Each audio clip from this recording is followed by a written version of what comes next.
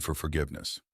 Forgiveness is an act of immense courage and generosity, a true gesture of strength that reflects the depth of our hearts and the greatness of our souls.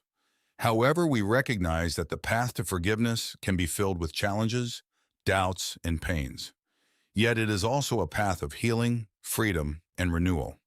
Forgiveness is seen as essential for the reconciliation and restoration of broken relationships. In Matthew, then Peter came to Jesus and asked, "Lord, how many times shall I forgive my brother or sister who sins against me? Up to 7 times?" Jesus answered, "I tell you, not 7 times, but 77 times. By choosing to forgive, you are not only releasing someone from their emotional debt, you are, more importantly, freeing yourself from the chains of resentment and bitterness that weigh upon your spirit. This is an act of self-love as much as it is an act of love for others. You allow yourself to breathe more freely, to make room in your heart for more joy and peace, and to walk lighter through life.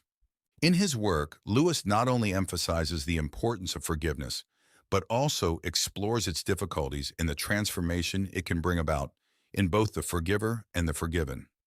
Forgiveness is also presented as a means of personal liberation from resentment and bitterness. In Ephesians 4:31-32, Paul exhorts Christians to get rid of all bitterness, rage and anger, brawling and slander, along with every form of malice.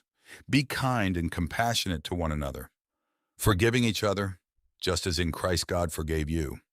Remember, forgiving does not mean forgetting what happened or minimizing the pain that was caused. It also does not require you to restore a relationship to what it was before.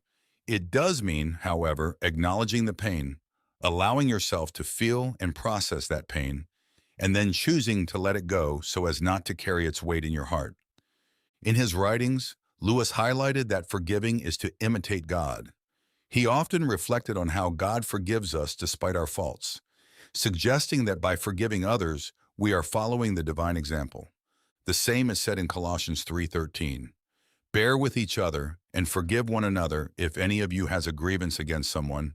Forgive as the Lord forgave you.